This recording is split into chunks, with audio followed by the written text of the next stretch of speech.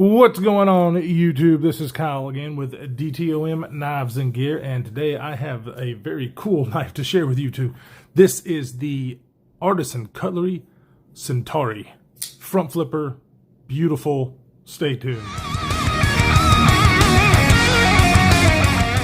Welcome back, everybody. Okay, let's get started. This thing is a knife, the Artisan Cutlery Centauri, that I saw. It's been out for, I guess, a couple years, but I saw and was immediately attracted to this thing. I was like, man, that is just a cool looking knife. I have had a couple of CJRB knives, which are the budget brand of Artisan Cutlery, and was very, very impressed. I think the quality of those knives are more than what you're paying, so definitely was like, okay, Artisan Cutlery, if I'm going to buy one, I know this was going to be the first one that I bought, so I ended up picking it up, and it is a front flipper. You guys, if you've been watching my channel, you know that the first front flipper that I ever bought was the Civivi X-Arc, and kind of fell in love with the front flipping action because it's just so much fun to do. But as you can see, the Civivi X-Arc is not a really small knife for most people, but for me it's a little smaller and really slim. I like bigger knives, so I was like, yep, let's do this. So I purchased the Artisan Cutlery Centauri. This one, however, is not a very small knife. It's actually a pretty large knife. Fits my hands very well. It is very slim, but because it's wider here, fits my hands very well. That's what I like. So very nice. What do we have? We have S35V in steel, titanium frame lock, and this beautiful carbon fiber. Such nice job on this carbon fiber with the little groove there. This, of course, is a, come on, Ray Laconico design. There's the back spacer where you have Ray Laconico and Artisan Cutlery. So I have never actually owned any other Ray Laconico designs. Some people have said on YouTube that this one you can definitely tell is a Ray Laconico, and then other people were like, you can tell it's a Ray Laconico, but it's different than what he's done. But I'm not an expert at all because this is the first one I've had. I love this design. I think it's super sleek and cool. It's more of like a gentleman knife, but it's a bigger gentleman's knife. The materials are awesome. Look at that really cool pocket clip, 3D milled pocket clip, which titanium pocket clip, which works very well.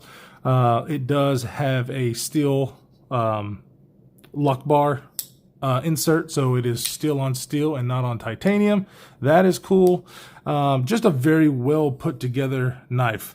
I just think it looks really cool. S35VN, I love S35VN. It is one of my fine steel. I mean, I've got a lot of knives in the steel, so I really like that. The blade grinds on this thing are super cool, super well done. I love this blade shape. It does have a flat grind, probably comes up maybe about 3/4, maybe or so, with the swedge on top.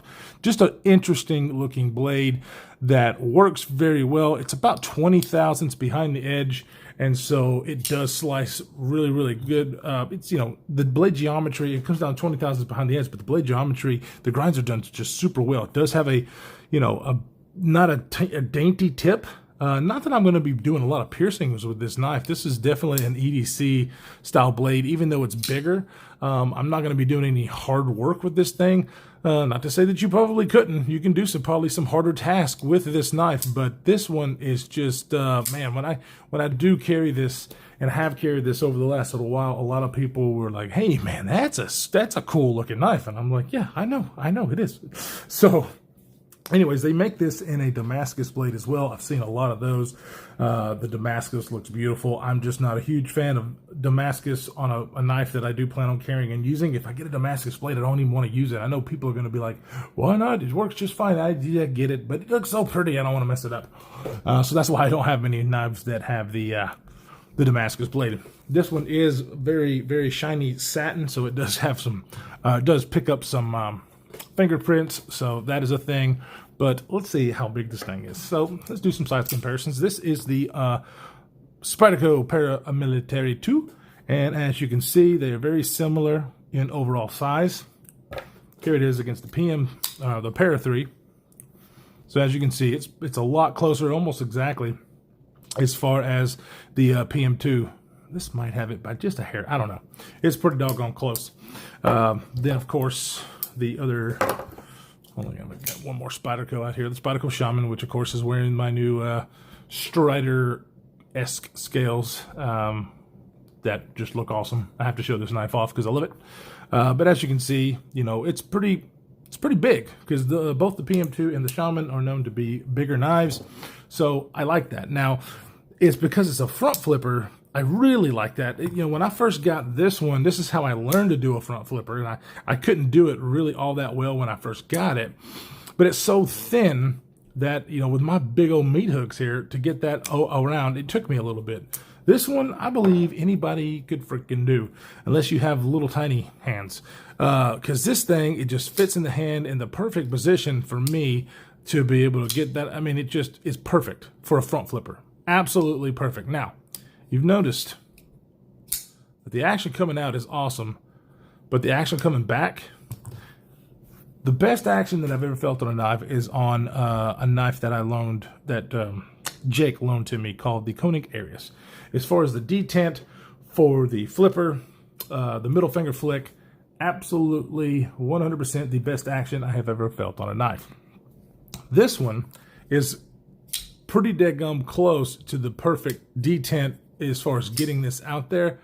But when I said that the Koenig Arius was the most fall shutty knife, okay, this one I wouldn't even consider to be fall shutty, but frictionless. It is absolutely frictionless. I have cut myself. I think I'm going to there's probably another video where I actually I cut myself. You'll see that. But the original cut that was there was done by this knife because, holy crap, frictionless. I mean, absolutely no resistance at all on the blade here. So kudos, if you guys like that, kudos to Artisan Cutlery, because there is absolutely no resistance at all on this blade coming back down. Running on bearings, put together absolutely wonderfully, no blade play up or down, left and right.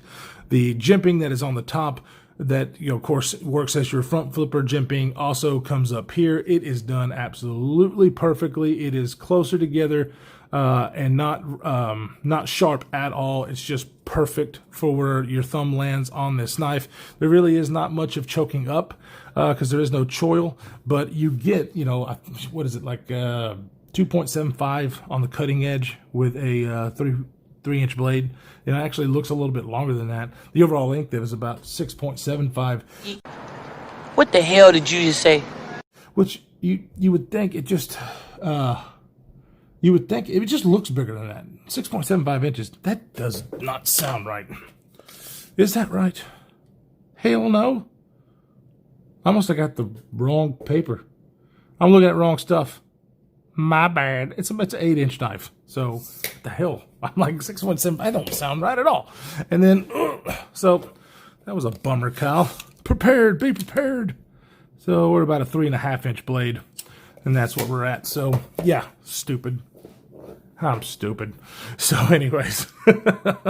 So, yeah, large size knife. Just an absolute dream to front flip. I'm telling you right now. I know there's a couple of other ones out there that make people's top list for front flippers, and I will have to try those out. I've actually got one that I've coming in from another viewer that I will be checking out. I want to say it's a slip joint, not a locking knife. But anyways, definitely we'll check that out and do the comparison. But as of right now, this takes the cake for the front flippers that I have handled.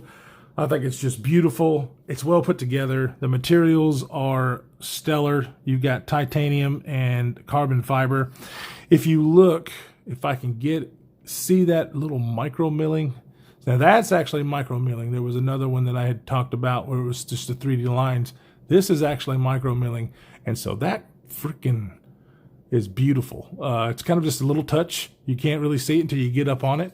You know, this is actually slightly contoured, no sharp edges, just really, really well done. Now, I've praised this knife because I love it. There is one thing as far as what I think to be quality-wise that I have to address. Because as a guy that works in manufacturing, I'm just like, why? Why? So, let's see if we can show this here. Right here, where the titanium frame lock is cut with a wire EDM. That is basically it is a machine that uses a copper wire that uses electronic pulse to burn into the material. So you'd have a wire going through here and actually cutting out this profile for the lock bar, which is how most of them are done. You can see, man, I don't know, that's kind of bright. Whoops. See if you can actually see that kind of grittiness, kind of, I mean, it's really hard to see. But anyway, definitely that is what is called wire burn. So because it actually leaves that dadgummit, this is not going to pick up very well on camera. Come on. You see that finish right there? Come on, camera. Do it. Just do it. Wow. Okay. You're not going to cooperate. There you go. You see that right there? That is where the wire has burned into the material to make the cutout, which is totally fine because that's the best way to do that manufacturing. However, why they did not blast that like they did everything else astonishes me. I mean, it doesn't take away from the knife for me. I love the knife. However, that bugs me to no end because every other spot on this knife has been a blasted finish for the titanium, and it looks absolutely wonderful.